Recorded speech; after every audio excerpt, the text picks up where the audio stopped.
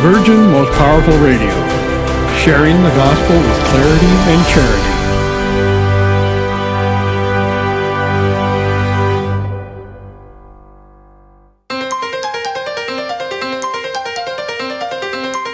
And now, Virgin Most Powerful Radio is pleased to present Hands-On Apologetics with renowned Catholic author and apologist, Gary Michuta.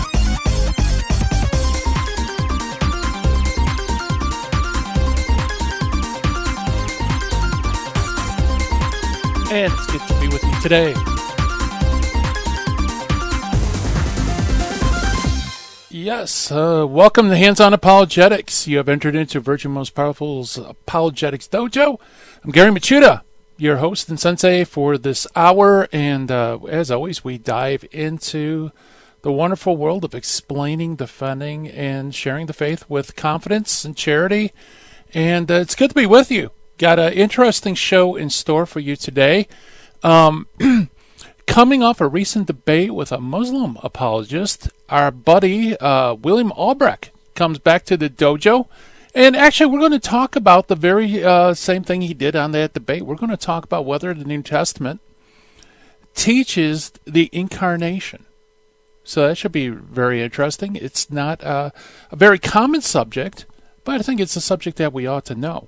So it's going to be fun to have William back on and chat with us.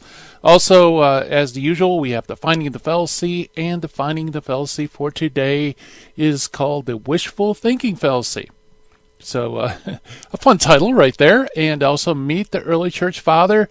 We're going to meet a document, not necessarily a person, and that is the document known as the Apostolic Constitutions. And you remember maybe a few shows ago, one of the Meet the Early Fathers was the Apostolic Canons. Well, this is part of the Apostolic Constitution, so those two go together. Why I didn't put them back to back, I have no idea.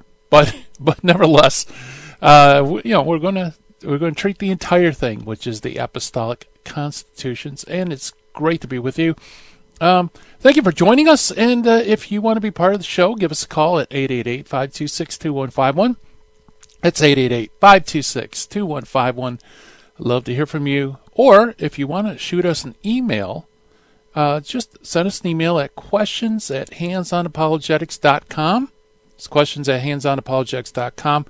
And that goes straight to the dojo mailbox where I receive it and answer it immediately. Of course, you can always ask questions through the Virgin Most Powerful phone app, and people have done that. The only problem is sometimes I miss those. So I think it's better if you email me at questions@handsonapologetics.com, just because I check it every day. I keep tabs with it. But the phone app questions I don't always see. So just FYI, because I stumbled upon an awesome question someone asked off the phone app, and so that's definitely in the dojo mailbox must do on the air one day pile. But you are part of the program, so if you have a question, send it in. We'd love to have you, and it's always fruitful discussion. And as always, it's great to give our shout out to those watching and listening on social media, such as Facebook and YouTube. Hi, everybody. It's great to see familiar names. A couple new names I see. Thanks, Beth. That's a beautiful emoji explosion right there. Appreciate it. Very Eastery, if that's a word. And also, thank you for listening on your radio. And by the way, I know that a lot of people aren't able to listen to the program live, but rather they listen via podcast. And just in case you have to go or there's an interruption and you really wanted to hear what William Allbrecht had to say about a particular passage, you can always access not only this program, but all the programs we do here on Virgin Most Powerful through our website, which is virginmostpowerfulradio.org. All one word, virginmostpowerfulradio.org. And, it's you just go to the shows or our programs. You click down on the menu, click Hands-On Apologetics or any of the other great shows that we give. And it's all there for you, folks. You can download it. You can share it. And by the way, now speaking of sharing is caring. So please, share us. Let people know about us. Like us on social media. Tell your friends about it. Maybe share a podcast if you really enjoyed it. We've had some really cool podcasts, certainly this week, and over our whole show career. So we appreciate it. Spread the word. So let's see. Without further ado, why don't we jump into our Finding the Fallacy for today? That's right. I mentioned Beth. Isn't that awesome? Sorry, I'm being distracted. Finding the fallacy is wishful thinking fallacy. Wishful thinking fallacy. So if you're a wishful thinker, beware. You could be making a fallacious argument. So what is it? Well, it's when the desire for something to be true is used in place of or as evidence for the truthfulness of the claim. And so wishful thinking actually is more of a bias, a bias in your thinking rather than a logical fallacy. It's because you desire the outcome so much that becomes like part of your argument, part of the evidence. And you because of that desire, you have to be careful that you don't overemphasize too much the positive evidence for what you want the outcome to be. But you also have to be careful not to minimize or dismiss or ignore evidence that could weaken that claim. And unfortunately, wishful thinking kind of does that. Like I said, it's more of a bias than a logical fallacy. But nevertheless, it's out there. It's out there in spades. Sometimes people think that because they have the conviction that something is true, that in and of itself is proof of its truth. And I think that's a very dangerous position to be in, because we want to have evidence to support our faith, but our faith doesn't make evidence for the truth of the faith. The faith stands on its own. So there you go. That's our Finding the Fallacy for today, the wishful thinking fallacy, and kind of a fun one. Usually on Fridays I do propaganda techniques, and actually this fallacy kind of fits within that realm of propaganda technique. Okay, let's move on to the Meet the Early Church Father for today. Like I said, it's not really a father or a person per se, but rather a document. It's known as the Apostolic Constitutions, written roughly around AD 400. Okay, and it's often titled as the so-called or pseudo Apostolic Constitutions, or the Constitutions of the Holy Apostles by Clement. Why is it? Because it's basically not a legitimate thing. It's more of a forgery or pseudo-graphical work. It claims to be from Pope St. Clement of Rome, when in fact it's not. Okay, so it's often called Apostolic Constitutions, or sometimes it claims to be written by Clement of Rome when it really isn't. It consists of 8 books, and it ends up being, and interesting enough, the largest extant collection of legislative and liturgical material of such an early date. So it is very valuable, especially, like I said, with church law and also with liturgical practices. Like I said, it pretends to be of apostolic origin, and it's written as if it comes from the pen of Clement of Rome, but it's actually a forgery. But not it's a forgery, and actually not a very good forgery. The name of Clement is more of a literary device, and it was done with the deliberate intention to deceive. But besides that, nevertheless, it is an interesting collection of information. The work is divided into 3 parts. The parts are from books 1 through 6. Second part is book 7. Third part is book 8. First part basically is a reworking of another document known as the Didascalia of the 12 Apostles, or perhaps you've heard of the Teaching of the 12 Apostles. That was written roughly around AD 200-250. So the first 6 books are essentially a reworking of that document. And the Didascalia basically centers around legal and liturgical matters in the 2nd century. For example, the Didascalia talks about fasting during Holy Week, whereas the Constitutions kind of update it and extends this to Lent for 40 days. In part 2, which is the whole of book 7, I know you kind of need a map to follow all this, but the second part is really another enlargement and updating of yet another early church father document known as the Didache. You might remember that. That was an apostolic father. It's a very early on. It's the first recorded, I guess you could kind of say, canon law of the church. It's basically church legislation. Very, very early on. Well, the second part of the Apostolic Constitutions basically expounds on it and updates the Didache. And then finally, in the third part, which, by the way, I should also mention, it talks about baptism, consecration of bishops and stuff. That's in section 2. And the third and the most valuable part of the work is the final book, Book 8. In this third section, it deals with charisms and with ordinations and blessings, and also with legal prescriptions. And then finally, there's a separate work kind of attached to it, which is known as the Apostolic Canons that we treated a couple of days ago. So there's lots of information, especially about the early liturgy of the Mass, and also church law. So when was this written? When was the Apostolic Constitutions written? Well, in its present form, it can't be any earlier than the year AD 341. Way too late to be written by the apostles or Clement of Rome. Because 20 of the 85 apostolic canons are extracted from the canons of the Synod of Antioch of that year. We know that it couldn't be any earlier than that. So probably the whole work was completed roughly around the year 400. So it's late, it's pseudepigraphical, right? But nevertheless, it does give us a lot of data about worship and the regulations of the early church, at least in the 5th century.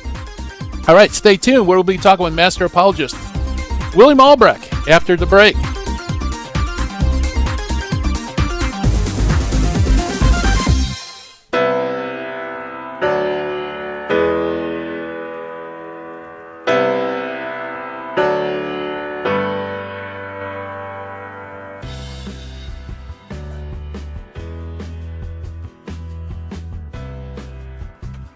This is Terry Barber inviting you, all the men, to a men's conference June 15th at the Sacred Heart Chapel.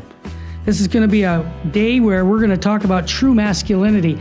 You know, there's a problem in the Catholic Church today. We have very few men who love the Catholic faith.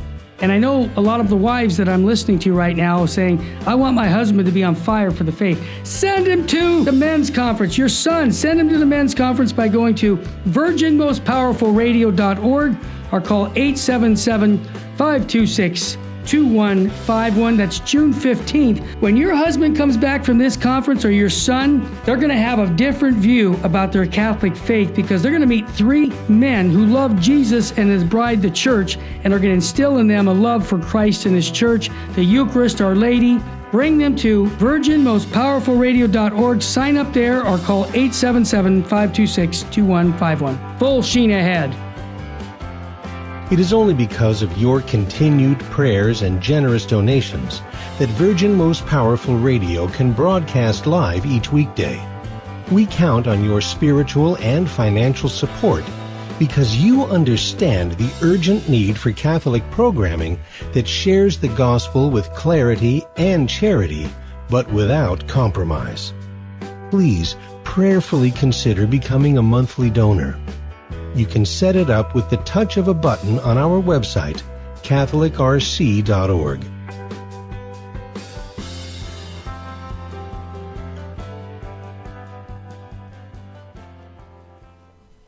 Buying or selling your home or your business property? This is Terry Barber. Real Estate for Life underwrites the Terry and Jesse Show. And they can connect you to one of 900 pro-life real estate agents around the world. And when they receive their referral fee, they will give 80% of it to a pro-life organization. Wow! That's 80%! realestateforlife.org, 877-LIFE-US1. Now, back to Hands-On Apologetics with Gary Machuda. If you'd like to join the conversation, call 888-526-2151. Here's Gary. And welcome back, everybody, to Hands-On Apologetics. And our guest is William Allbrecht, who returns to the dojo. And William, if you aren't familiar with him, is an internationally known Catholic apologist and speaker. He's spoken throughout the United States, also Mexico, Europe. And he also is probably one of the most prolific Catholic debaters that I know of. I know he's debated well over 50 debates. Not only with Protestants, but also with non-Christians and on a variety of topics. He has a fantastic website. Check it out. His website is called patristicpillars.com. That's patristicpillars.com, one word. And where you can access all his great writings, his research, his first translations, and also recordings of his debates. So you want to check it out, patristicpillars.com. William Allbrecht, welcome to Hands-On Apologetics. Gary, my friend, always a pleasure to be on. Hey, you are just coming straight off of a debate not too long ago, aren't you? I sure am, and today's topic is very, very relevant to the debate I just finished having just a few days ago. Great. Tell us about it. What was the debate? Who did you debate, and what was the topic around? I debated a Muslim theologian and apologist from the Muslim Debate Initiative, and his name is Shadid Lewis, and we debated on whether or not Jesus is God. And, of course, he presented the popular and even presented some unique argumentation for the Muslim side, and I, of course, defended the deity of Christ. And it was a very, very lively debate, very, very, a lot of fun, really, really a lot of fun. But really, the one thing that I did notice that was at the heart of the issue between us, and it is the crux, if you will, between Muslims and Catholics, really is the Incarnation. Because Muslims do not believe that it was that the Incarnation took place. They don't believe that it was possible, and they believe that in turn would limit God. And as Catholics, of course, we say the opposite. Yeah, because their doctrine of monotheism, the oneness of God, they kind of look at Jesus being the Son as like an addition. Yeah. Kind of making a plurality out of various gods rather than maintaining that there's only one God. That is very correct. And we have to also realize that they're at the time of Muhammad, when Muhammad set down to pen and paper his particular theology, really Christianity, Catholicism, was the doctrine of the Trinity was very well known, and the doctrine of the deity of Christ was very well known. But if we read the Quran and we read what is said in there, we can tell that really Muhammad just was not very familiar with Orthodox Christian teaching, if you will. Yeah, that's on a number of issues. I'm just trying to think.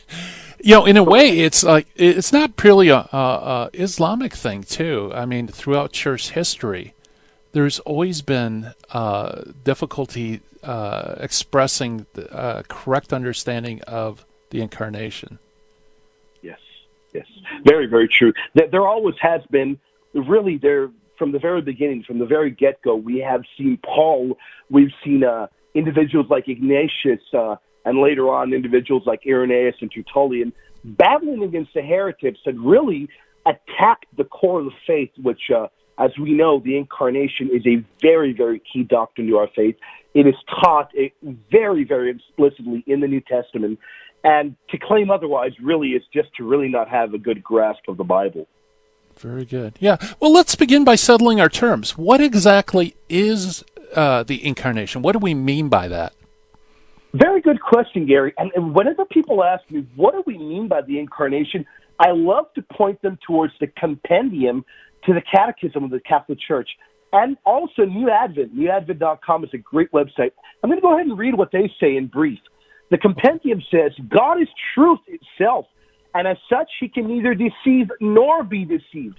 He is light, and in him there is no darkness, quoting 1 John 1:5.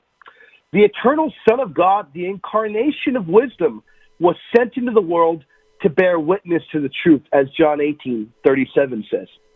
New Advent describes it clearly and really, really in a great fashion by describing certain aspects of the incarnation of Christ.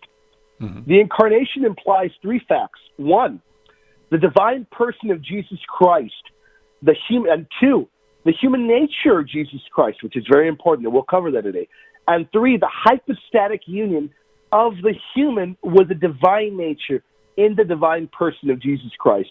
So as Catholics, and not just Catholics, as any Orthodox Christian would believe, we believe Jesus has eternally existed. He is God. He is eternal God. But he came down. He became man for our sake, and he suffered on the cross for our sake. So we believe him to be truly God, but he took flesh. He took on flesh and suffered on the cross for our sins. That is the heart of what the incarnation is. Yeah, folks, a handy rule of thumb is the divine praises. Blessed be Jesus Christ, true God and true man. So you have so when you're talking about the incarnation, you have to establish Christ as a divine person, the divinity of Christ, that Christ has a human nature, and that the union of the human and divine nature in the one divine person of Jesus. Yes. Yeah, so it's funny, and throughout church history, it's like all the arguments centered around those three, right? Because some claim Jesus was divine, but in a kind of lesser sense, even kind of like we share in the divine nature, maybe Jesus did. And then, a lot of people forget, but the human nature, too, was a big stickler, wasn't it? Some of the earliest heresies were over whether Jesus was truly human. Very, very good point. And that is particularly why we can see Tertullian's very strong language when he's defending the Eucharist. And that's why we can also see it in Irenaeus. And not just them, even before them, we can see Paul. And really, as we talked about it last week, Gary, the whole message, the message of the gospel being the resurrection, the bodily resurrection of Christ, what Paul is telling us is that Christ truly came in the flesh, truly suffered in the flesh, and he truly rose in bodily form. And here's the funny thing, Gary. All those 3 points that I just listed, they're the heart of what the earliest followers, those that knew Jesus, they're the heart of the doctrine that they taught. And those 3 things I just listed, they are denied by Muslims. Yeah. And that, in and of itself, is very dangerous. Yeah, very good. Well, let's go to the biblical evidence then. I know you probably would want to start with a little bit of a run-up from the Old Testament. So where would you go to establish the bona fides of the incarnation? I love starting off at Isaiah 7, Gary, and really there's so much we can delve into when we go into look at the Old Testament and then make the connection into the New Testament, the direct connection, by the way, because the New Testament authors hearken to these texts. But Isaiah 7 is such a wonderful text, Gary. It begins at verse 13, where I like to focus, where it says, "Then Isaiah said, 'Hear then, O house of David, is it too little for you to weary mortals, that you weary my God also? Therefore the Lord himself will give you a sign. Look, the virgin is with child, and shall bear a son, and shall name him Emmanuel.'" And I'd like to add to that point for the people hearing in, Gary. We know that this text was not only important for the New Testament writers, but the early church fathers as well. This was a very, very key text. Okay, yeah. Yeah, so, work us through that. What does this text tell us about the incarnation?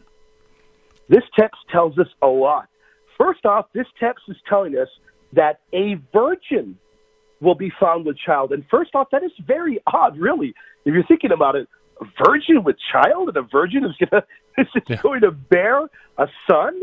I mean, really, if you really look at it at its face value, you look at the text in the Septuagint, because that is what the New Testament authors are hearkening to, the Septuagint, the Greek translation of the Old Testament. If you read it and you break it down, correct me if I'm wrong, Gary, but isn't it a bit of odd language to say that a virgin is going to be with child? Yeah, to say the least, right?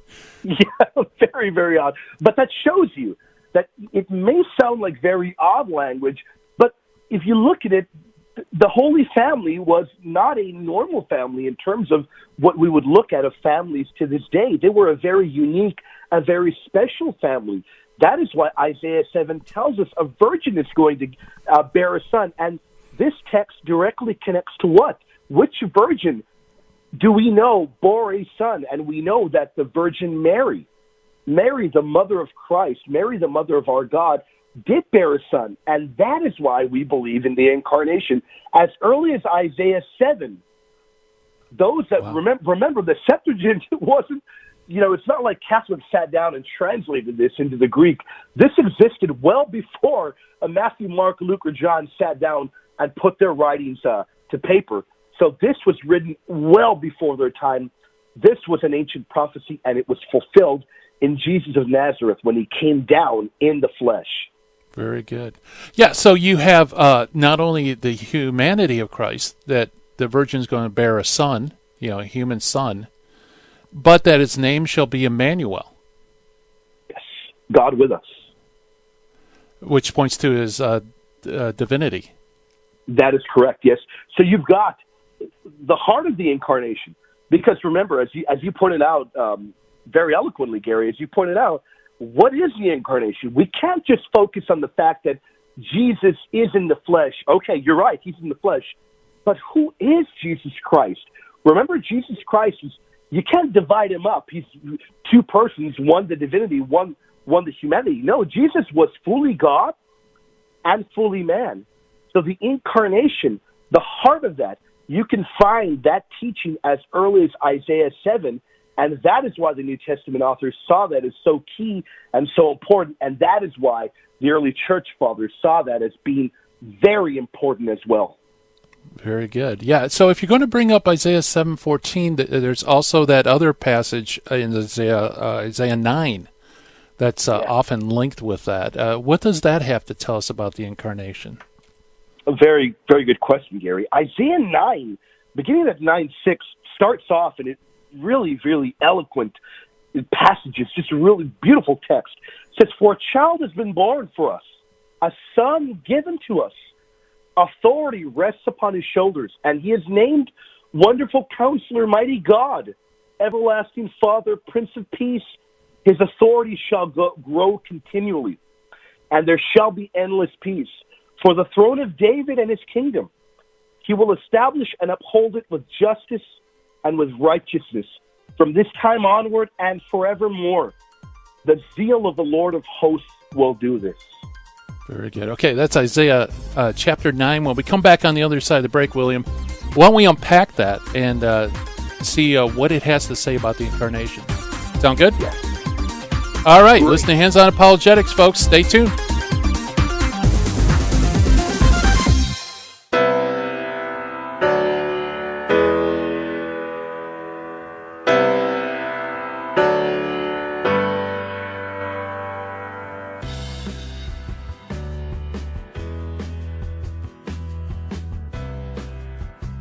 This is Terry Barber inviting you, all the men, to a men's conference June 15th at the Sacred Heart Chapel. This is going to be a day where we're going to talk about true masculinity. There's a problem in the Catholic Church today. We have very few men who love the Catholic faith.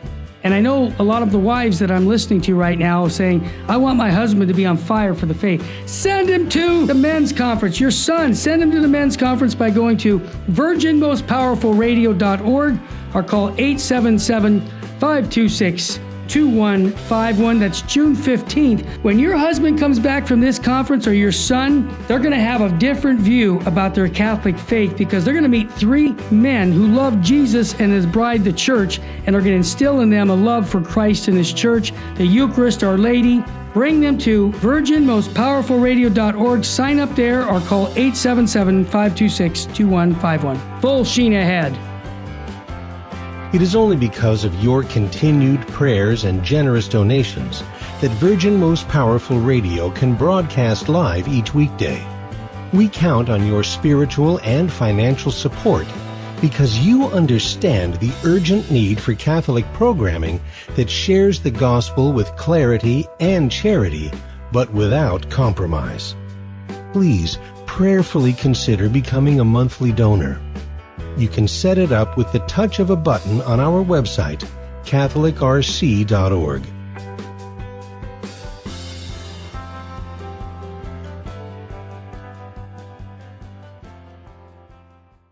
Buying or selling your home or your business property? This is Terry Barber. Real Estate for Life underwrites the Terry and Jesse Show, and they can connect you to one of 900 pro-life real estate agents around the world. And when they receive their referral fee, they will give 80% of it to a pro-life organization.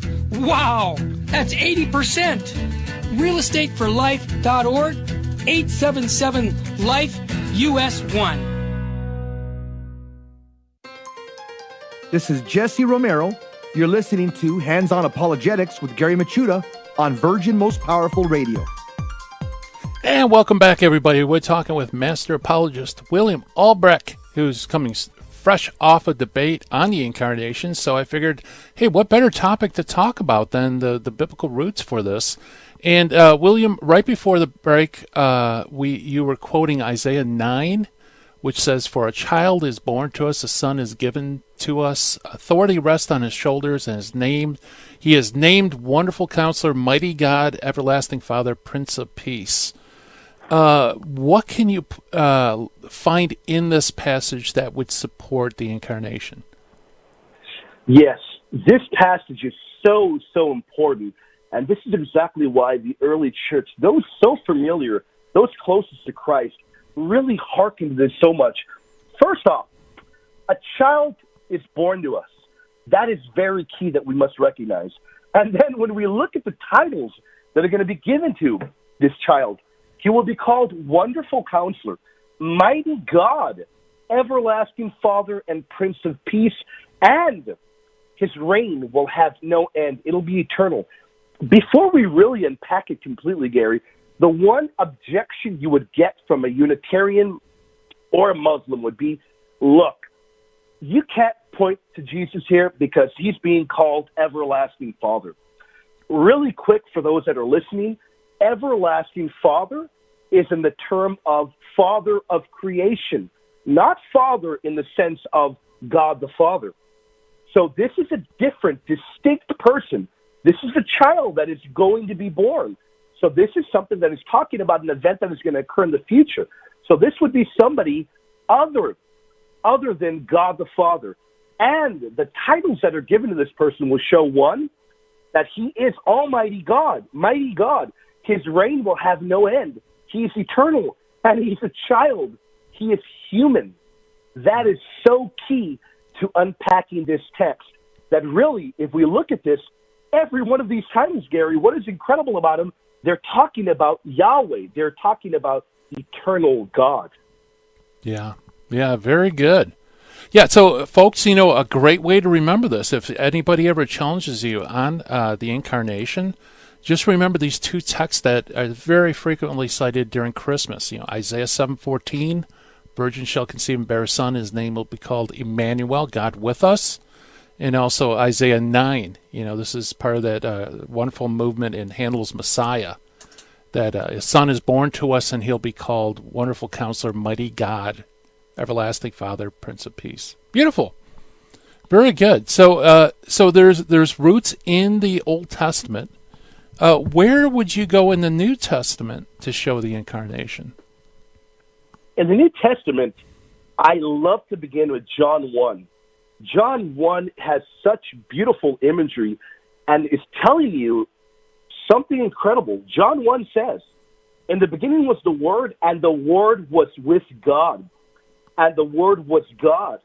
The same was in the beginning with God. All things were made by him, and without him was made nothing that was made." So what we're being told here, first off, the Logos is Christ. And in the beginning was the Logos. He existed. And the Logos coexisted. The Word coexisted with who? With God the Father. And the Word, which is Christ, was God. So we're told something very significant here, aren't we, Gary? Yeah. Yeah, absolutely. Yeah, so you have the distinction between the first and second person of the Trinity. Of course, this harkens back to Genesis, right? Where Yes. creates through his word. And, when you speak a word, you breathe, and you also have God's Spirit there. You could actually see a kind of Trinity in Genesis 1. Yeah, very good. Absolutely. Very true, yes. So the Word is that which created all things, and nothing came into being that hasn't been made by him. Would you also include with that, and the Word became flesh and dwelt among us? I think that's at 1:14. Definitely. That is another fantastic passage, because really, what is that telling us? The Word, we're told already. Remember, the Word is Christ, Logos. Jesus Christ is the Word. He is God incarnate. And when it says that he became flesh and dwelt among us, it is telling you that he took upon himself human flesh, and he was basically living, walking, and talking. He hungered, he thirsted, he talked. And this theology, this teaching was put down by those that knew him the best, those that conversed with him, Gary, those that were able to sit down at the campfire and listen to his wonderful preaching. How incredible that must have been. Yeah. So how would a Muslim or a Unitarian, how would they understand verses 1 through 3? Unfortunately, a Muslim would really completely distort the text. They would take the Greek text and they would try to say that in the beginning was the Word, and the Word was with God, and the Word was a God. Oh, really? Yeah, really. Like the Jehovah's Witnesses. Exactly, just like that. And as you look at Muslims today, the majority of Muslims will try to just completely disregard John, say that it was written much later, it isn't valid. But nowadays, you're running into Muslims that are really adopting portions of John, taking them out of context, and using them for their own theology. And when they do that, they then, in turn, adopt arguments that are popular amongst Jehovah's Witnesses, but really have no place in the original Greek language. And we know they don't have any place, Gary, because the very first people, those that knew Jesus, did not translate the text that way. Interesting. Yeah, I didn't know that. I always wondered how they would look at that. Where else in John would you go for the Incarnation? Oh, man. One particular area that just blows me away, Gary, and I remember really studying it many years back, and it just blew me away. John 8. Really, okay. John 8 is so incredible. John 8 says, your father, in verse 56, your father Abraham. He's talking to the Jews here. And the Jews are really out of it. They want Christ just dead, basically. These particular Jews really don't like Jesus and the message he's spreading. Yeah. So he tells them, your father Abraham rejoiced that he would see my day. He saw it and was glad. Then the Jews said to him, you are not yet 50 years old and you have seen Abraham? Jesus said to them, very, very truly I tell you, before Abraham was, I am. So they picked up stones to throw at him, but Jesus hid himself and went out of the temple. Yeah, very good. Yeah, so how do you unpack that? What facts are implicit in here? The one thing that we're told directly here, Gary, and the reason the Jews get filled with rage is he's telling them, before Abraham was, I am. Mm-hmm. He is Almighty God, and they know any good Jew, even any bad Jew, because these are bad Jews. So any Jew at this period of time would have known who Abraham was. And they would have known the fact that God appeared to Abraham in the Old Testament. And God dialogued with Abraham, appeared as a man, hungered, thirsted, appeared as a man. So Jesus is telling them, your father Abraham rejoiced that he would see my day. And then he tells them he saw it and he was glad. And as soon as he tells them, as soon as they make that connection, they're filled with rage. Isn't that incredible, Gary? Yeah, that's the episode of the three visitors. That is correct. That is the episode. I believe, you might correct me if I'm wrong here, Gary. I think that was Genesis 18. I might be wrong on that. Yeah, I think so. Yes. And if you look through it closely, folks, you find out that one of those visitors identifies himself as God. I mean, Abraham talks to him as Lord, God, in Hebrew is Yahweh. And so William, what is the day? Jesus said, your father Abraham rejoiced that he would see my day. He saw it and was glad. What was the day that Abraham was glad and rejoiced? Yes, this is the exact day that we read about in Genesis 18 in the Old Testament, where Abraham actually saw Yahweh. And we know right here that when Abraham sees God, we know that the connection, well, we know now when Jesus said it. Jesus is directly saying he rejoiced when he would see my day, and he saw it. So what is Christ telling us?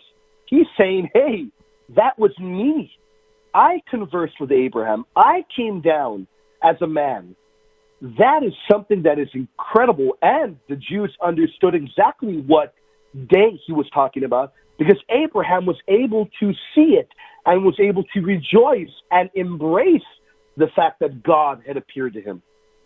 Yeah, that's one of those passages that I think people get mixed up on, because it's almost sounds like somehow Abraham was in a time transporter and saw Jesus in the first century and rejoiced, But Right. But he's actually referring to something that happened in Genesis to Abraham.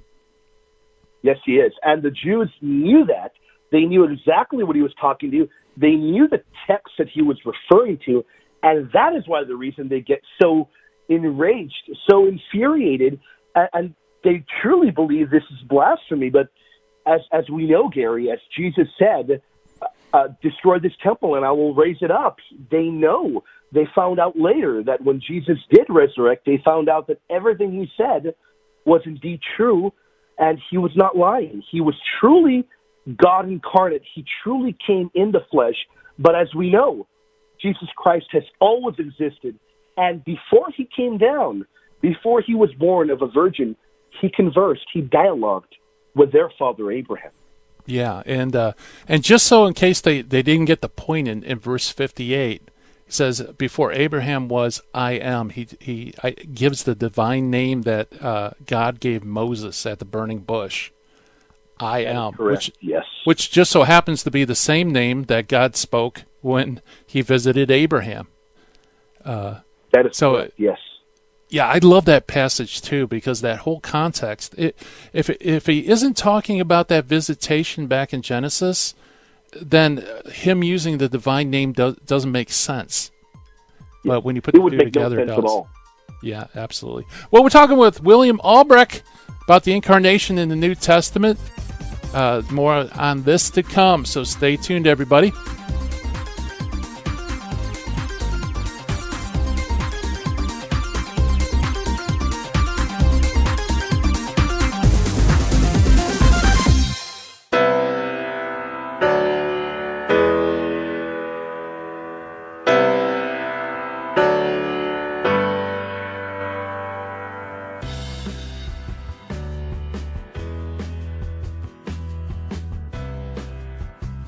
This is Terry Barber inviting you, all the men, to a men's conference June 15th at the Sacred Heart Chapel. This is going to be a day where we're going to talk about true masculinity. There's a problem in the Catholic Church today. We have very few men who love the Catholic faith.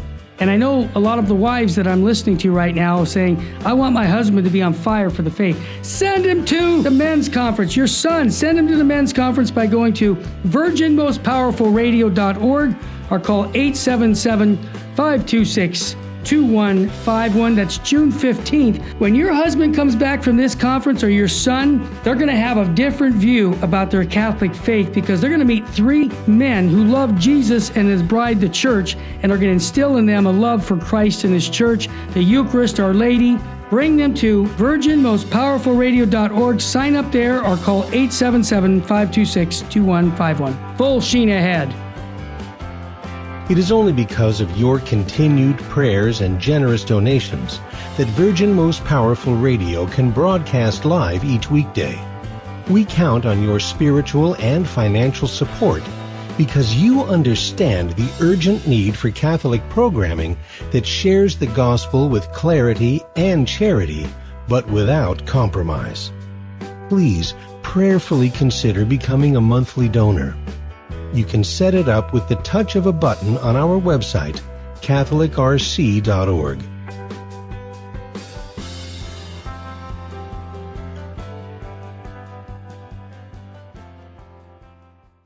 Buying or selling your home or your business property? This is Terry Barber. Real Estate for Life underwrites the Terry and Jesse Show. And they can connect you to one of 900 pro-life real estate agents around the world. And when they receive their referral fee, they will give 80% of it to a pro-life organization. Wow! That's 80%!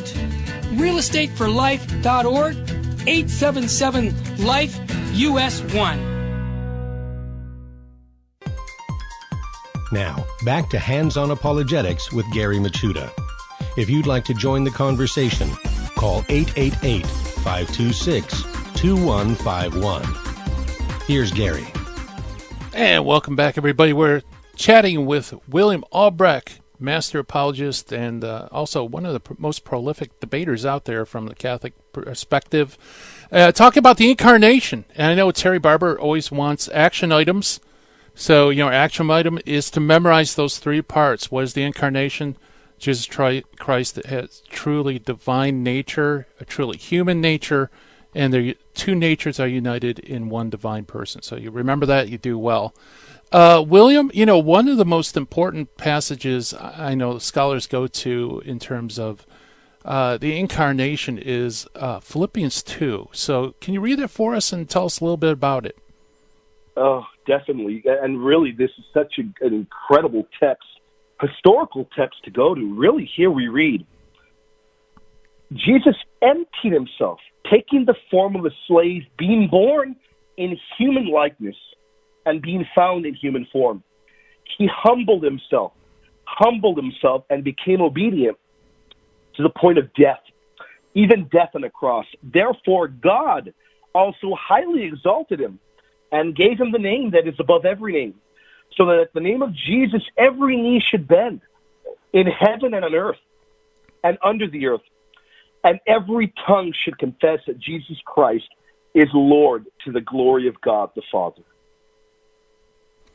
Very good. So you have Jesus empties himself. Now, tell us a little bit about the background. What is, walk us through this. Yeah, if you really look at Philippians 2, we know for a fact that Jesus Christ, when he took on flesh, we know that there was kind of an emptying, a solid kind of an emptying that went on, because we can read Jesus grew in knowledge. We read about that in the Gospels. We read that there's certain things that Jesus did not know in his human form, such as the hour. When will the hour come? We're told that only the Father knew that. There's certain things that we know Jesus was limited in his human nature. And we know this because he voluntarily emptied himself. Philippians 2 says he took the form of a slave. Now, of course, these things later on, as we read in Revelation, when Christ has returned to glory at the right hand of power, we know that he does know these things. In his human form, he was limited in a sense. So Philippians 2 says, he emptied himself for us to humble himself and become obedient and to die on the cross. And Philippians 2 is written kind of like a hymn. Scholars of this day like to call it kind of like a hymn of Christ. And it is a very, very important testimony. And it is a testimony that was not just important for Paul, but the early church saw this as crucial to the doctrine of the Incarnation. Yes. So he empties himself of divine prerogatives, becomes man, suffers death on the cross, and then he is exalted and giving a name that's above every name. Now, William, what's the name that's above every name? That's a good question as well, Gary, because what you just did right there was you set up one of the most popular Jehovah's Witnesses arguments that can be put up. They love to say, and they won't go to Philippians 2, they'll go to another text. They'll say, well, the Father gave Jesus the name Yahweh. So Jesus has not always been Yahweh. So the texts that point to Jesus being Yahweh only show that the Father gave him that, but he's not eternal God. But guess what? Philippians 2 shows us the name Yahweh wasn't given to him. Jesus Christ has always been eternal God. But at the name of Jesus, every knee should bend in heaven and on earth and under the earth. So people listening, remember, this is hands-on apologetics. Remember that. The name Jesus was given to him, but he has always been eternal God. Yes. Yeah, very good. Excellent. Well, William, another common objection is that a couple of times in the New Testament, Jesus is called a man. And so they'll say, see, even the Bible, even Jesus himself refers to himself as a man. So how could it possibly be talking about the incarnate Lord? Yeah, and that is an argument you're going to encounter from the Muslim Debate Initiative. The gentleman Shadid Lewis, who is part of that debate initiative, that is an argument that they find to be popular. And that is also an argument you'll probably encounter from a Unitarian. And they will then hearken to biblical commentaries and the lexicons that say Jesus was described as a man. And they'll then say, look, what does Vine's Bible Dictionary, because that is a popular reference source, they'll say, what does Vine say about the Greek word for man? The Greek word for man, for those listening, is anthropos. And they point out and say, anthropos means generally a human being. Okay, look, Jesus is called man. He must be fully human and not God at all. Because even though a Unitarian, depending which kind you run into, may believe Jesus was God, they believe he was given that from God the Father. A Muslim does not believe Jesus is anything other than a man. They don't believe Jesus was God at all. So they will hearken to Vines or to any other reference list, such as Strong's or whatever. But the problem is here, Gary, the problem that they're not telling you is that they're not only misusing these reference sources, they're abusing them. Vine says anthropos is used in distinction from God. That is correct. But it then uses passages where that point is applicable. Not all passages employ the word man to show a distinction from God. Furthermore, we believe Jesus was fully man, don't we, Gary? Yeah, I was going to say, right. Man. Yeah, we believe he was fully man. But here's the unfortunate thing, Gary. We have to go to these lengths of making the theological point even deeper because they will misuse and abuse a text to the point where they really just don't know our theology.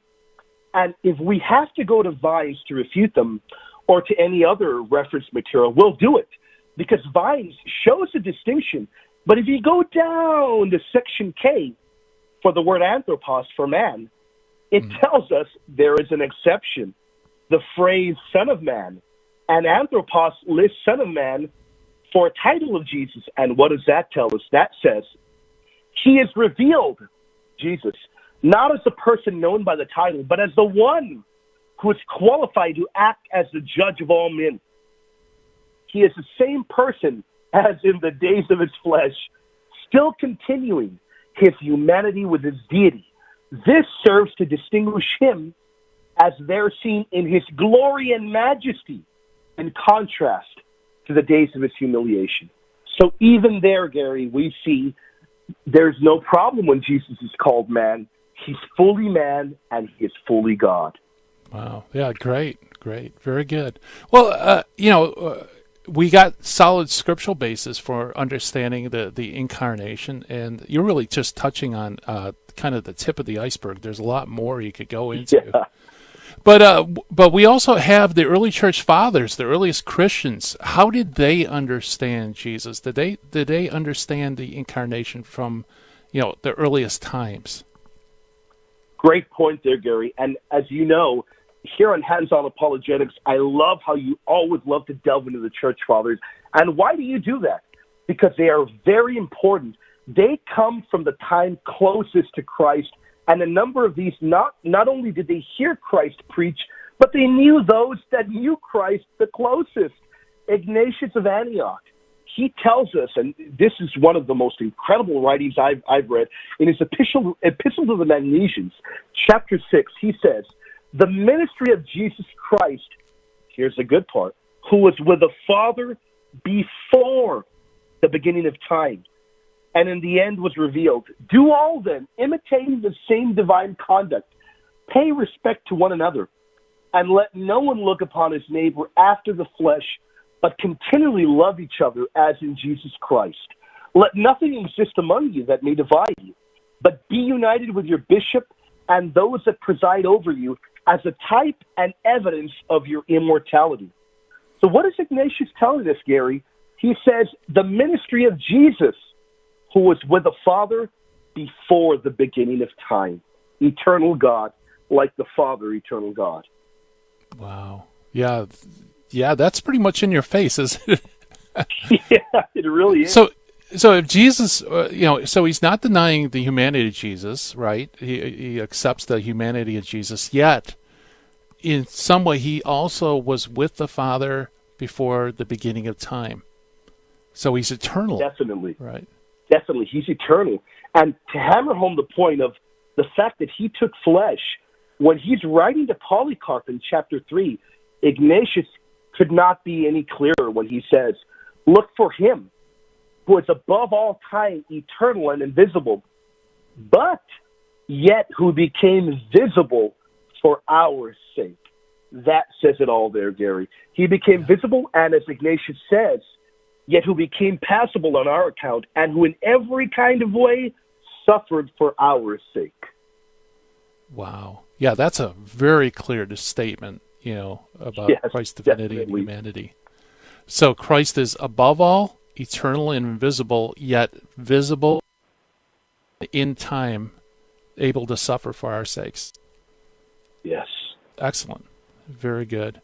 Okay, so that is Ignatius of Antioch, who's an apostolic father. So he knew St. John. He was the third bishop of Antioch, very early Christian. Are there any other early church fathers who saw the Incarnation? Your listeners are in for a real treat, Gary, because we've got the Epistle of Barnabas. And if people have been hearing and following what we were talking about earlier, particularly in John 8, they're going to really like this. This shows a clear belief in a pre-incarnate Christ having existed eternally with God as God. And he tells us in chapter 5, he is the Lord of the whole world, to whom God set up the foundation of the world. Let us make man in our image and likeness.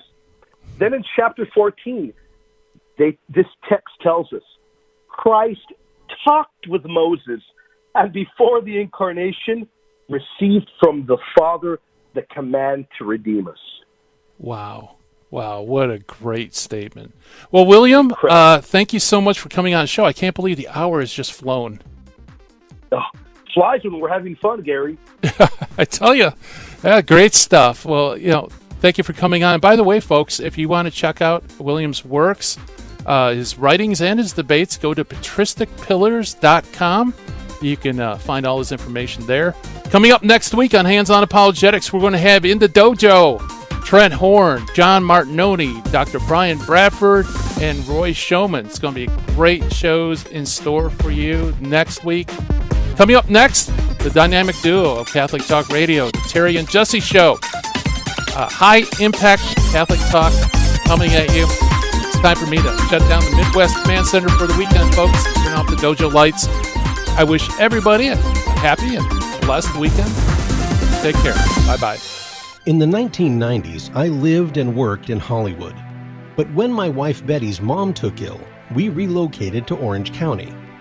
And it was during this time in our lives that I converted to Catholicism.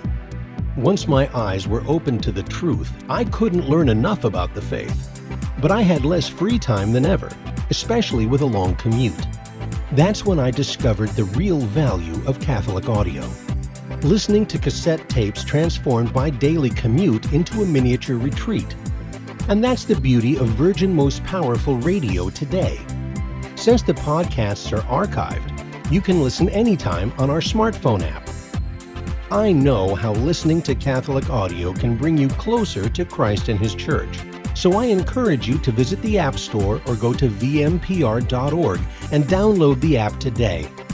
It just might change your life. I'm Matthew Arnold for Virgin Most Powerful Radio.